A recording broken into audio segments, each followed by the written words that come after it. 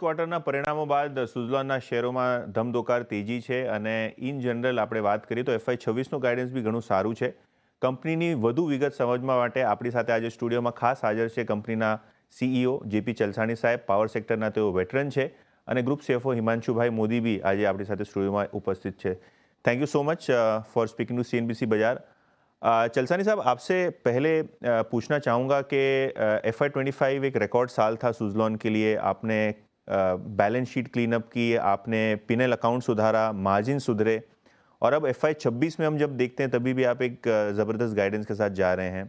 क्या फैक्टर्स से आपको लगता है FY 25 इतना अच्छा रहा है और FY 26 की जो उम्मीद आप बांध रहे हैं वो किस तरीके से, कौन से ऑर्डर्स के आधार पर आप अच्छा आउटलुक दे रहे हैं? ये एक तो ये एक इवेंट नहीं, ये जर्नी था हमारा. पिछला 24 महीने से हम लोग एक टारगेट में काम कर रहे थे. तो एक तो फाइनेंशियल प्रूडेंस, जो आपने बोला है कि बैलेंस शीट क्लीन करना है, डेट जीरो किया है. Not just doing the debt zero, today we also have a cash of 2000 crores in the balance sheet. जी, unheard of for Suzlon. Okay, वो एक लेके आया. फिर हमारा नया मॉडल लेके आया, उसको सक्सेसफुल किया है. ऑर्डर बुक्स बढ़ाया हमने. C&I सेगमेंट में बढ़ाया, पब्लिक सेक्टर में बढ़ाया. Today 5.56 gigawatts of order book है. That's one of the largest order book हमारे लिए. और ऑर्गेनाइजेशन की तरफ से भी हमने काफ़ी चेंजेस किया, नया लीडरशिप को लेके आया, ऑर्गेनाइजेशन ग्रोथ किया है. I think it's a mix of all these things together is what given us this results. It didn't happen overnight. It's a question of a planned way of working. And एक बार results आया, that now we know that जितना भी हम लोग 26 महीने में hard work किया specific way, we are now pretty confident that आगे जाके हम ग्रो करते रहेंगे. इसीलिए पहले बार अभी कभी किया नहीं, हमने बोला है कि अभी we are in a position to actually give a guidance. तो इसीलिए पहले बार हमने गाइडेंस दिया कि हम अक्रॉस ऑल पैरामीटर्स दी 60% से हम लोग ग्रो करेंगे FY 26 में. तो कुछ एरिया में और ज़्यादा भी कर सकते हैं. लाइक कमीशनिंग कैपेसिटी वुड भी 3 गुना 4 गुना ज़्यादा होगा हमारा. तो एक जर्नी है. तो वो जर्नी में हम लोग इस स्टेज में आया कि result started showing, and plus also the confidence of the clients and confidence of all over stakeholders, whether lenders है, सबका कॉन्फिडेंस है. हमारा खुद का कॉन्फिडेंस है टीम वगैरह में. देखिए, हमने we expect that not just the guidance what we give in FY 26, आगे जाके भी ग्रोथ होते रहेगा, because there is going to be demand continuously in India. Correct. तो सर, आपको इतने सालों से मैं देख रहा हूँ, आप काफ़ी कंपनियों, पावर कंपनियों को लीड करते हैं. सुज़लोन में क्या आपको लगता है 60% का जो गाइडेंस है, लोग बोलेंगे ज़्यादा है, लेकिन आपको जानता हूँ मैं, तो क्या ये अंडर प्रॉमिस करके ओवर डिलीवर कर सकते हैं आप? 60% से बेटर कर सकते हैं क्या? फिर गाइडेंस का मतलब नहीं है ना. अगर मैं बोलूँगा, मैं उसको ओवर प्रॉमिस करेंगे, फिर 60% का निकल जाता है वो. बट कोई कंस्ट्रेंट है आपको कि 60% से ज़्यादा आप अचीव नहीं कर सकते, या आपके पास इनफ कैपेसिटी है, इनफ एग्जीक्यूशन मैन पावर है जिससे आप एक्सेलरेट कर सकते हैं यहाँ से भी ग्रोथ? देखिए, हमारा कैपेबिलिटी वाइज बहुत ज़्यादा है जी. Capacity today to execute, capacity to supply. हमारा मैन्युफैक्चरिंग कैपेसिटी अभी 4.5 गीगावाट्स है. हमारे पास ऑर्डर बुक भी है. ओके, और ये 4.5 गीगावाट हम लोग प्रॉपरली प्लान करें तो कंसिस्टेंट डिमांड है. 5.5 गीगावाट्स तक भी जा सकते हैं. ओके, कैपेसिटी और ऑर्डर बुक भी है. बट लेकिन क्या होता है कि जब पावर सेक्टर में जब प्रोजेक्ट्स इंप्लीमेंट होते हैं, उसमें कुछ हर्डल्स आते रहता है, land acquisition this. So therefore जितना भी ऑर्डर बुक है, उनका ऑफ टेक ऑफ टर्बाइंस, ये टर्बाइन सप्लाई करने में कुछ प्रॉब्लम नहीं है. अगर 2 गीगावाट चाहिए, 3 गीगावाट चाहिए, 4 गीगावाट चाहिए, हम डिलीवर कर सकते हैं. तो उसमें कुछ प्रॉब्लम है नहीं हमारे लिए. बहुत ही आसान है हमारे लिए डिलीवर करना. लेकिन प्रोजेक्ट्स भी उतना ही स्पीड से प्रोग्रेस चलना चाहिए. तो फाइनेंशियली कुछ प्रॉब्लम नहीं है हमारे लिए. तो वर्किंग कैपिटल जितना चाहिए उतना हमने टाई अप कर लिया है. सो सब कुछ है हमको. बट लेकिन पावर सेक्टर में क्या होता है कि आपको you have to ensure that there would be hurdles, and hurdles would continue always in the business. Therefore we are taking this number saying that okay 60% हम डेफिनेटली अचीव करेंगे. So therefore that's a guidance what we want to give it. तो अभी next time जब आपके साथ बैठेंगे 1 साल के बाद में, तो फिर आपको पता चलेगा कि 60% हुआ, 60% ज़्यादा हुआ. ठीक है.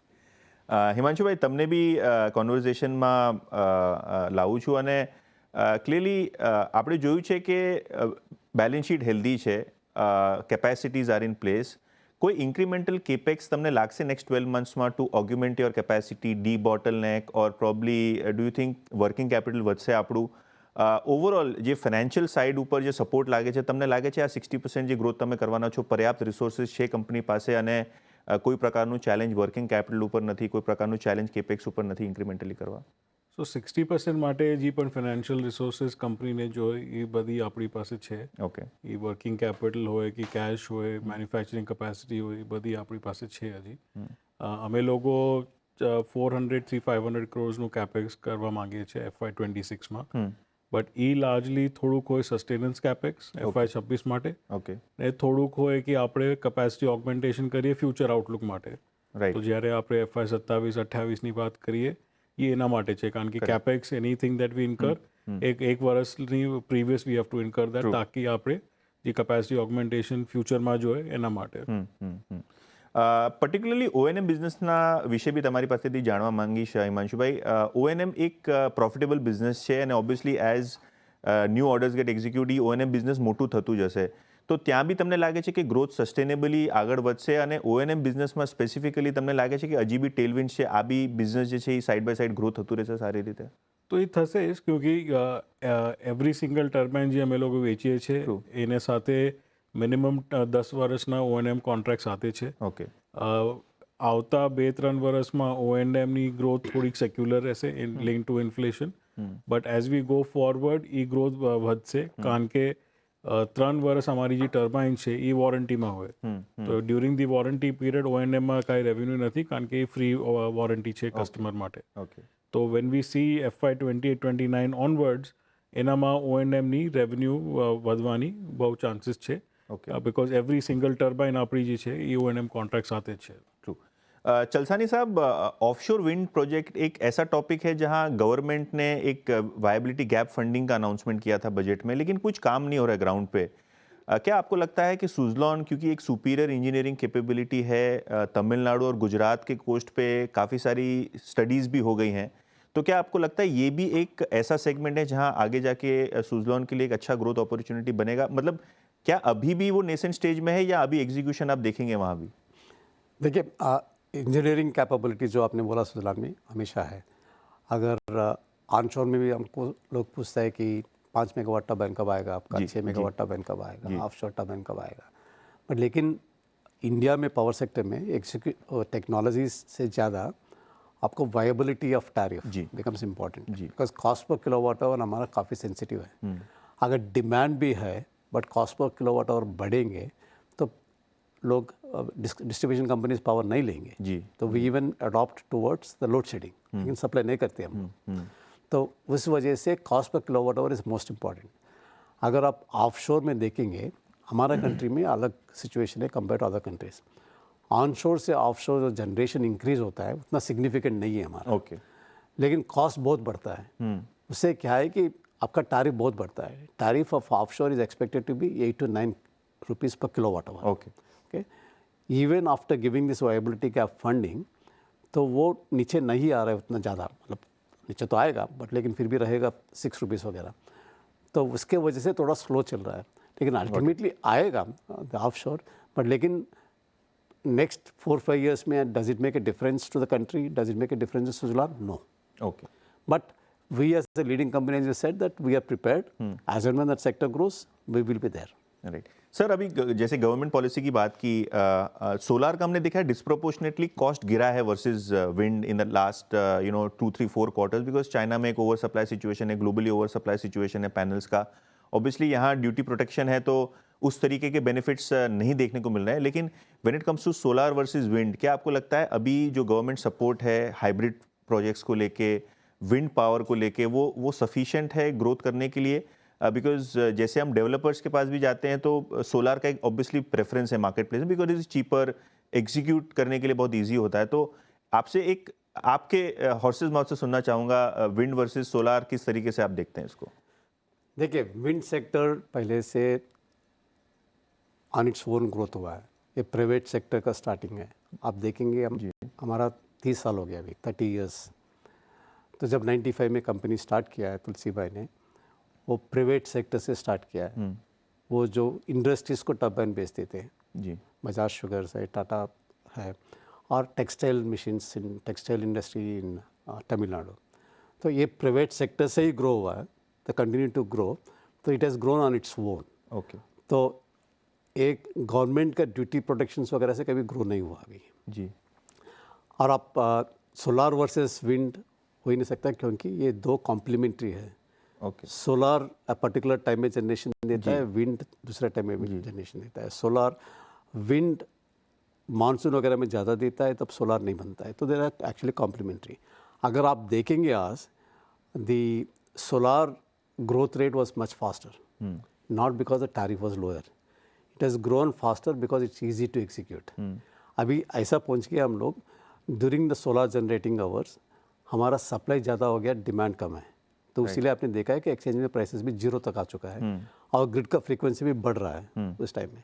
बट लेकिन जब विंड जनरेट करते हैं, आप देखेंगे एक्सचेंज में प्राइसेस वो अभी भी 4.5-5 रुपया है। ओके ओके अगर पीपीए टैरिफ है 3 रुपीज़ 60 पैसा, 3 रुपीज़ 70 पैसा, तो अगर आप एक्सचेंज प्राइस से कंपेयर करेंगे तो विंड चीपर है। ओके तो जो 3 रुपीज़ 60-70 पैसा ले रहा है, तो उसका एक्चुअली ऑरिजिनल प्राइस 5 रुपया है। ओके सोलार में दूसरा चीज़ है। But having said that, wind is required, storage is required, solar is required in different combinations. तो depending upon which state, what load it has, load curve it has, accordingly आपको design करना पड़ेगा कि कितना सोलार आएगा, कितना wind आएगा, कितना स्टोरेज आएगा।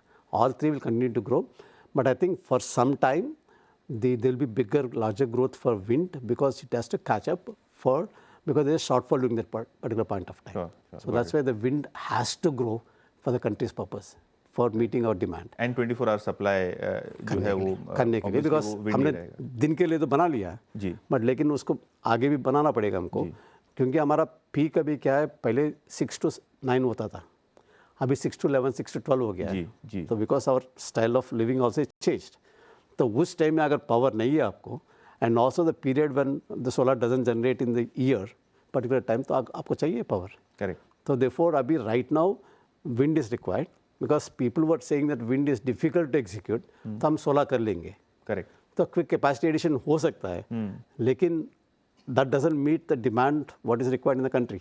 करेक्ट तो उसको करने के लिए आपको विंड करना ही पड़ेगा। विंड डिफिकल्ट है बट फिर भी करना पड़ेगा, करेंगे भी हम लोग कंट्री में। Wish you all the very best. Thank you so much sir for speaking to CNBC Bajaj। Thank you for having us here.